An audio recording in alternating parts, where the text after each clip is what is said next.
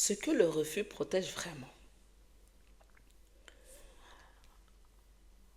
Je vais te raconter quelque chose que je n'ai pas appris en formation, pas dans mes livres d'orthopédagogie, pas dans mes 20 années de garage, je l'ai appris chez moi, avec mon fils, un soir ordinaire. Il avait 7 ans, et depuis des semaines, les devoirs étaient un champ de bataille. Chaque soir, la même chose. Je posais les affaires sur la table et disparaissais. Aux toilettes, dans sa chambre, derrière le canapé, de n'importe où, sauf devant sa feuille. Et moi qui avais 20 ans de classe, une formation en orthopédagogie, qui accompagnait des dizaines de familles, je ne comprenais pas ce qui se passait chez moi. Un soir, j'en avais assez. Pas assez de lui, hein. Assez de moi-même. Assez de la façon dont je gérais ça. Je l'ai suivi dans la chambre, je me suis assise par terre à côté de lui, et au lieu de lui parler des devoirs, je lui ai dit, tu peux me dire ce qui se passe pour toi? Pas, pourquoi tu ne veux pas travailler? Pas, tu sais bien, c'est obligatoire. Juste, qu'est-ce qui se passe pour toi? Il m'a regardé longtemps, comme s'il vérifiait que je posais vraiment la question. Et puis il m'a dit, maman, quand je lis devant toi, j'ai peur que tu sois déçue. Je suis restée sans voix. Pas parce que c'était inattendu, parce que c'était exactement ce que j'aurais dû voir depuis le début et que je n'avais pas vu. Je m'appelle Cathy et bienvenue dans le 4e épisode d'Apprentissage sans frontières. Aujourd'hui, on ferme la phase 1. On va parler de la question la plus profonde que je te pose depuis 4 semaines. Pas ce que ton enfant fait, pas pourquoi il résiste, mais ce que ce refus protège, ce qu'il y a vraiment en dessous. Revenons ce soir-là. Mon fils m'a dit, j'ai peur que tu sois déçu. Et moi, j'ai envie de dire, comme on dit toujours, mais non, je ne suis pas déçue, tu peux y arriver, je t'aime même si tu rates. Toutes ces phrases qu'on dit qui sont vraies, mais qui ne changent rien. Parce que voilà ce que j'ai compris ce soir-là. Ce n'est pas de mes mots dont il avait besoin, c'est de comprendre ce qu'il portait. Mon fils ne refusait pas les devoirs et refusait le risque. Le risque de me décevoir. Le risque de confirmer encore une fois qu'il n'était pas assez bon, pas assez rapide, pas assez précis, pas comme les autres. Et dans sa tête de 7 ans, ce risque était insupportable. Alors il disparaissait, parce que disparaître, c'était beaucoup plus sûr qu'essayer.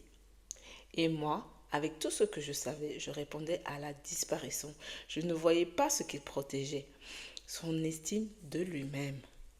Ce soir-là, quelque chose a changé entre nous. Pas parce que j'ai trouvé la bonne technique, parce que j'ai su quoi dire.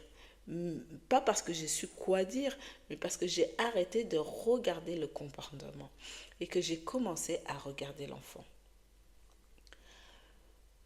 Ce soir-là, quelque chose a changé entre nous.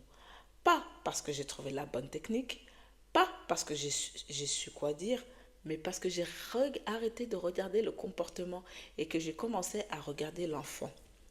Depuis ce soir-là, j'ai posé cette question à des dizaines de familles, pas aux enfants, aux parents. Si ton enfant ne pouvait pas te dire avec les mots, qu'est-ce qu'il essaie de protéger selon toi? Et au fil des années, j'ai vu 3 réponses revenir. 3 choses que le refus protège presque toujours. La première chose, depuis ce soir-là, j'ai posé cette question à une dizaine de familles, pas aux enfants, aux parents. Si ton enfant ne pouvait pas te le dire avec 2 mots, qu'est-ce qu'il essaie de protéger selon toi? Et au fil des réponses, j'ai vu 3 réponses revenir. 3 choses que le refus protège presque toujours. La première, son estime de lui-même. Un enfant qui a échoué plusieurs fois autour de la lecture, des devoirs, des apprentissages a appris quelque chose. Il a appris que ces situations peuvent faire mal. Pas physiquement, à l'endroit le plus fragile, l'image qu'il a de lui-même. Et le cerveau, ce cerveau formidable qui cherche toujours à nous protéger, a enregistré ça comme une menace. Situation de lecture égale risque de se sentir nul. Et face à une menace, le cerveau a une réponse automatique. Fuir, éviter, résister. Ce n'est pas de la paresse, c'est de la protection. Et plus l'enfant a accumulé d'expériences d'échecs, plus cette protection est forte, plus le mur est haut. J'ai accompagné une petite fille que j'appellerai Inès ici, qui avait 9 ans et refusait catégoriquement d'écrire. Sa maman me disait, elle fait des crises dès qu'on sort le cahier. On a tout essayé. Quand j'ai rencontré Inès, je lui ai demandé de me dessiner quelque chose. Elle a dessiné parfaitement, très bien. Et puis je lui ai demandé d'écrire le titre de son dessin. Elle a posé le crayon. Elle me dit, je préfère pas. Je lui dis pourquoi? Elle a réfléchi longtemps. Elle me dit, parce que si j'écris mal, tu vas voir que je ne suis pas normale. 9 ans. Et déjà, cette conviction-là, je ne suis pas normale. Et cette conviction-là, elle est née avant ses 9 ans. Et l'écriture, pour elle, était devenue la preuve vivante de cette conviction. Alors, elle refusait de l'écrire. Voilà ce que le refus protège. Pas le confort, pas la paresse, mais l'image de soi. La deuxième chose, c'est le lien avec toi.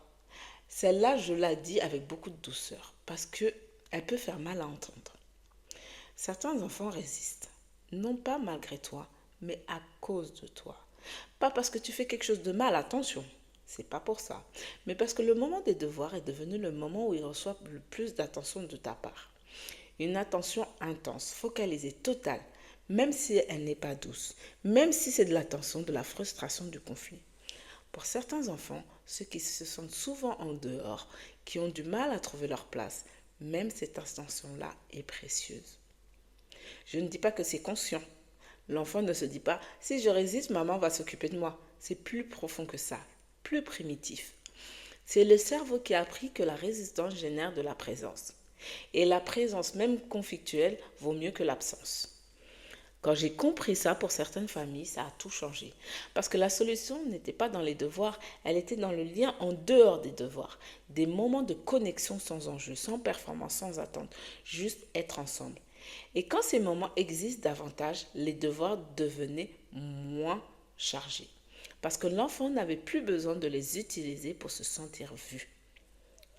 La troisième chose, sa survie du moment. On en a parlé la semaine dernière avec la fenêtre d'apprentissage. Mais je veux le redire ici différemment.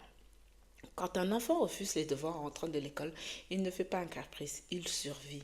Il dit, je n'ai plus rien à donner, mon cerveau est à zéro. Si tu m'obliges maintenant, ce sera de la violence, pas de l'apprentissage. Et ce message-là, aussi maladroit qu'il soit dans sa forme, est un message de sagesse. Son cerveau sait ce dont il a besoin. Le problème, c'est qu'il ne sait pas le dire autrement. Je te dis que ce soir-là, quelque chose avait changé. Mais je ne veux pas que tu crois que ça a été magique. Que j'ai eu une conversation avec mon fils et que le lendemain, les devoirs se passaient magnifiquement, bien, parfait. Ce n'est pas ce qui s'est passé. Ce qui s'est passé, c'est plus simple et plus long que ça. J'ai arrêté de m'abattre contre la résistance et j'ai commencé à me demander chaque soir ce qu'elle protégeait. Certains soirs, c'était l'épuisement. Certains soirs, c'était la peur. Certains soirs, c'était simplement qu'elle avait besoin de moi, pas de la maîtresse, pas de l'accompagnatrice de sa maman. Et quand j'ai commencé à répondre à ça, aux besoins réels, pas au comportement, quelque chose s'est dénoué. Lentement, pas linéairement, avec des hauts et des bas, mais ça s'est dénoué. Et voilà ce que je veux que tu retiennes de ces 4 premières semaines. Tu ne cherches pas à supprimer le refus. Tu cherches à comprendre ce qu'il protège. Parce que quand tu comprends ce qu'il protège, tu peux y répondre. Et quand tu réponds, le refus n'a plus la même raison d'être. La semaine prochaine, on rentre en phase 2. On va parler de toi, de ta posture, de comment tu entres dans les moments des devoirs et de ce que ça transmet à ton enfant, même sans un mot. Parce que ta régulation est le premier outil d'apprentissage que tu lui offres. Et parfois, avant de changer ce qu'on fait, il faut changer comment on arrive. Mais avant ça, je t'invite à faire une chose cette semaine, une seule, ce soir ou demain soir, quand ton enfant résiste. Avant de réagir, pose-toi cette question. Qu'est-ce que ce refus protège? Pas pour trouver la réponse parfaite, attention, juste pour se poser la question. Parce que la situation seule change quelque chose en toi. Parce que la question seule change quelque chose en toi. Et ce changement en toi, ton enfant le sentira. Mais avant ça, je t'invite à faire une chose cette semaine, une seule, ce soir ou demain soir, quand ton enfant résiste, avant de réagir, pose-toi cette question. Qu'est-ce que ce refus protège? Pas pour trouver la réponse parfaite, juste pour poser la question. Parce que la question seule change quelque chose en toi. Et ce changement en toi, ton enfant le sentira. Voilà pour cet épisode 4. Et pour cette première phase, on a fait un chemin ensemble ces 4 semaines. On a regardé le refus autrement. On a nommé ses visages et on a compris pourquoi le soir est si difficile. Et aujourd'hui, on a touché ce qu'il y avait vraiment en dessous. Si tu écoutes ce podcast depuis le début, merci. Merci d'être là, merci de chercher. Parce que les parents qui cherchent, ceux qui se remettent en question, qui essaient de comprendre plutôt que de forcer, ces parents-là font une différence réelle pour leurs enfants. Et là, tu en fais partie. La semaine prochaine, phase 2, on se retrouve pour parler de toi. À très vite!